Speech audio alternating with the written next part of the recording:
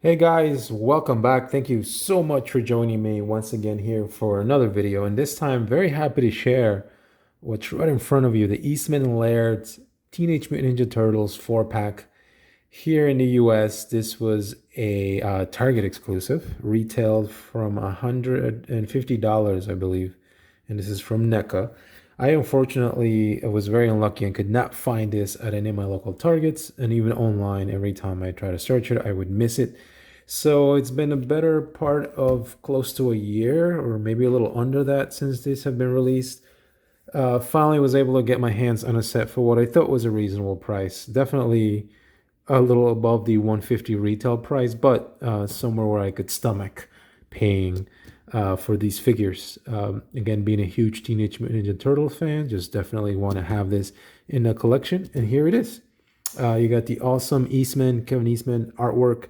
I believe this set's also referred to as Jim Lawson because that's who did that Back to New York storyline from way back in the comics. So of course, these guys have all four of them have the red bandanas fighting the Shredder and the Foot Clan and whatever it may be. So really cool artwork nonetheless. Now, my box is a little beat up. I won't be keeping the box, unfortunately, but it is really, really nice.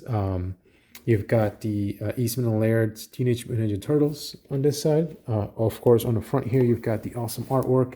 You've got the two turtles here on the left and also on the right. I believe that's Leo and Raph. And here on the back, they show you, the four turtles, with the accessories and their weapons. And over here as well, you see some action shots. And of course, to be continued, the other figures that NECA sort of released, I guess, in this line. And then as you open this, you could see in here the awesome figures. The flaps got like a bit of street lamp, kind of fell on the ground, I guess. And you got the manhole cover here. But overall, really cool set. So I'm definitely looking forward to open this up and adding these figures to my collection here. So here we are back with the four turtles out of the box. And let me tell you, my initial impressions are 10 out of 10 so far. The weapons look great. The turtles look awesome. The line work looks pretty awesome there. So first impressions right away, I am extremely happy. As you can see, I already took a lot of the weapons and put them on their hands. So you guys can see that they do in fact fit. In addition to the weapons, you do get a couple of accessories. So to start off, you do get 4 sets of red bandanas with the flowing, I guess. These are more straight back, so you can take the ones that are sort of resting on their heads and replace them for these, right, for a bit more of an action pose. And these are, again, well done in red with that black comic book line artwork there. You also do get ninja stars. You get 3 of them here, and they look more like gears than ninja stars. But again, this is from the comic, so these look really cool.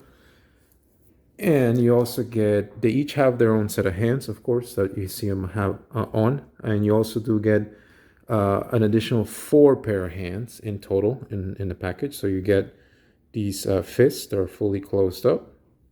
So they can punch some Foot Clan members. You get these hands that are sort of like reaching out, like a palm out. So that's 2.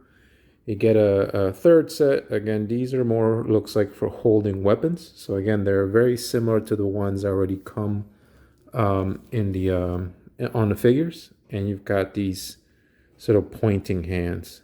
So they all look really nice. This awesome green. And the last 2 accessories here, you get this custom, I guess, sculpted plastic hood here in this brown with some nice texture in there and some cool little line work. This can fit any 4 of them. I believe this is supposed to be for Leo, at least based on the comic. And you also do get extra hand that goes along with this. So that's really cool. Technically, this could fit any of them, but, for storyline reasons, they give you these, which is really cool. It's a whole extra arm and, if you're going for a different look from all four of them, then this is essential. It's really cool they included that. And then, of course, the turtles. Now, they all look pretty similar. They have different expressions on their faces. Raph specifically seems to have a lot more line work on his shell, on the front of his shell, and so does Leo as well. But just to show you, for example, Donnie's weapon here. Donnie has more of, I guess, a quiet or you know, kind of serious demeanor or expression there. You can see him holding his weapon, which fits in really well in his hands. And you'll see a lot of line work and everything. Of course, no initials because this is based on the comic. And the other thing that I forgot about is also the tails. They kept the tails, so that's really cool.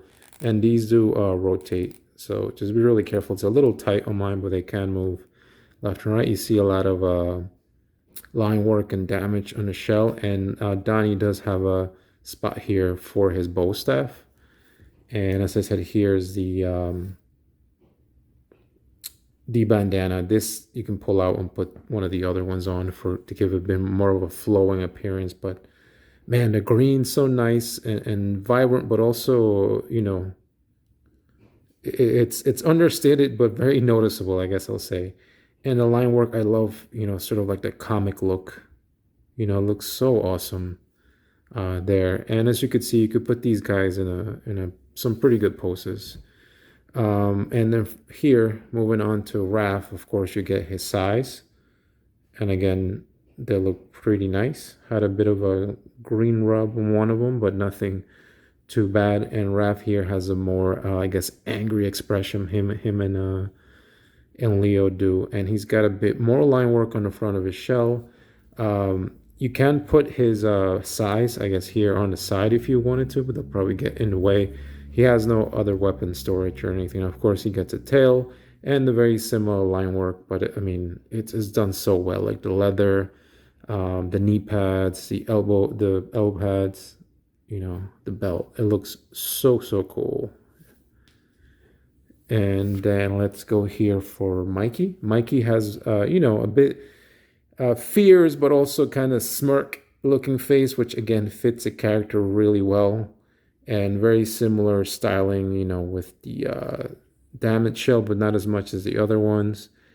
And yeah, man, this sculpt work, this line work, these are so nice. The shell here is a little bit of a harder plastic, but not too hard. And the same thing with the front, but it looks so cool. Again, you can see a lot of the detail on the line work again. And of course, Mikey has to come with his nunchucks, which are made of this brown plastic attached by 2 strings. My understanding is they could also put them in here on the side belt if you wanted to store them. Right, I have him holding both his nunchucks there, and he's in that pose. And of course, lastly is Leo. He has, of course, this sort of at an angle strap here connected to the belt, which gives him a bit more detail. And he's got, of course, these storage things for his katana, for his swords, and they do come in and out of there. So that's a thing you can do. They both go in there. Of course, I have him holding one sword up like that, so no issues with getting the sword in place. And again, very comic-like, but very nice. And a very similar expression to Raph. As a matter of fact, it's almost like the same expression. So, and again, pretty similar, like with the shells and the front. Raph still has a bit more damage than Leo. But again, these things are so awesome. Really cool. So the only thing and the one issue that I had, and I noticed this was across the board for all 4, was with the right, I guess that's his left arm. So if I take this out, from an articulation standpoint, they all have the same articulation, so the heads can move fully around. The bandana as well, you can turn it slightly, very slow, So you can move this up. As you see, the head can turn fully around, look down, look up a little bit, not too much, and then you could pivot the head from side to side. The arms here move up probably about that much with it before you start taking stuff out. So again, just be very careful. And the elbow here, you can straighten that out. You can swivel the hands. This hand was a little easier to sort of pull up. This one right here on the left, that's probably about as much as it goes before it's just something in there. Whereas this one, it's kind of much easier to move around. This one right here, it's a little hard. So just be really careful if you do plan on getting this set. Again, same articulation here in the elbows. And again, you can turn the hands, and these also do swivel slightly in and out. Right. The legs here, there is obviously no like ab crunch, but you can make them slightly look down while moving the legs. The legs, most of the articulation for the waist is right here on the legs. So you can, if you wanted to do a split, probably about that much. He can kick slightly forward, but then the shell, the front of the shell here gets in the way, and probably about that's as far as you'll go kicking back. The knee, however, that's probably as much as it'll go before you start getting, with the knee pad here in the way, and you'll see the joint there, and you can straighten it out.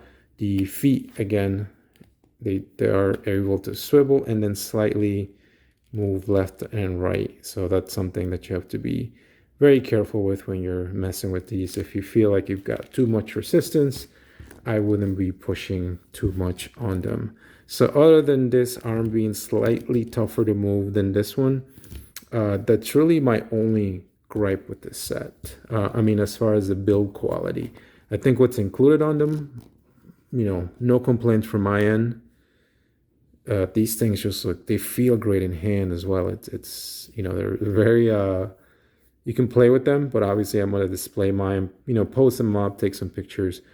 But, just the quality, I think it's awesome job from NECA again here. Just the look, the line work, really no major issues on my end. And these things look awesome. Nothing, again, all glowing reviews on my end. I guess the only thing for me would be, as I said, is the fact that these were, at least here in the US, as far as I know, they were Target exclusives.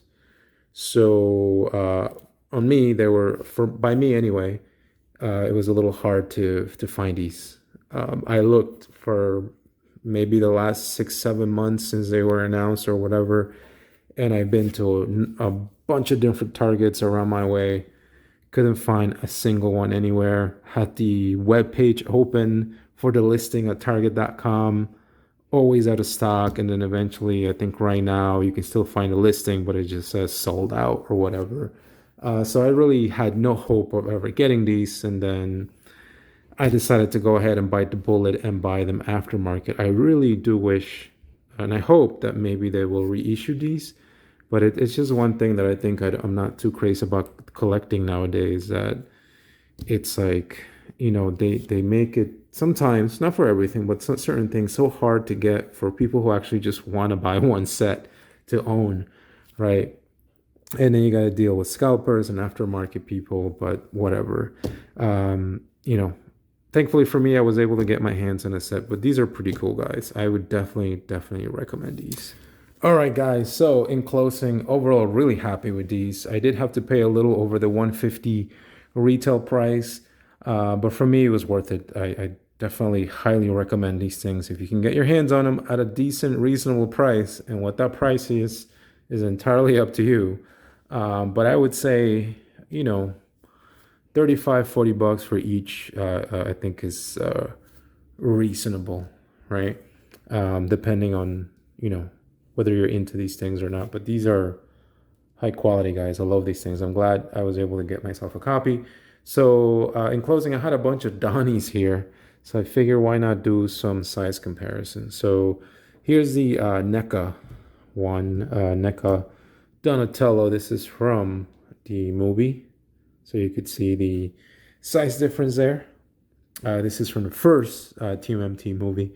Again, it's so awesome to see the different iterations of these characters. Here's the reissue of the OG. I think I got this back in the late 90s, early 2000s or something like that. But this is not original. I used to have the originals that were released way back when. But this is a reissue right here. So again, you could see the different iterations there. So we'll move little Donnie out of the way. We'll move the NECA movie Donnie. Here's the Super 7 Ultimate Donnie. And this guy is about the same size. Just trying to fix his weapon there. He's about the same size. Yep, just about. I mean, maybe this guy's a little taller just by a tad, a smidge. So you could see how they measure up there.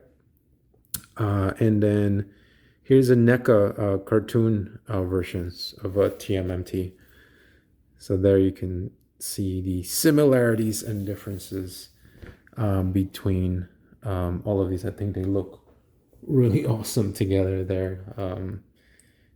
And then lastly, we have here, let me move just one of these guys. This is I believe these were made by Bandai, if I'm remembering correctly. These are really awesome. They actually have die cast in the lower parts of the foot, so they feel really high quality. I guess these are more based, again, on the cartoon versions. But again, so you could see there the similarities and differences of the three different Donnies there, but really, really cool nonetheless. Yeah, again, I'll say it again, that I am extremely, extremely happy with this set. I'm glad I was able to get my hands on one of them. I think it was definitely worth the extra cost for me. But anyway, guys, if I missed anything, please, let me know. Feel free to leave a comment. If you have any questions as well, always glad to help. But if you made it to the end, thank you so much for your very valuable time. And I will catch you in the next video. Take care.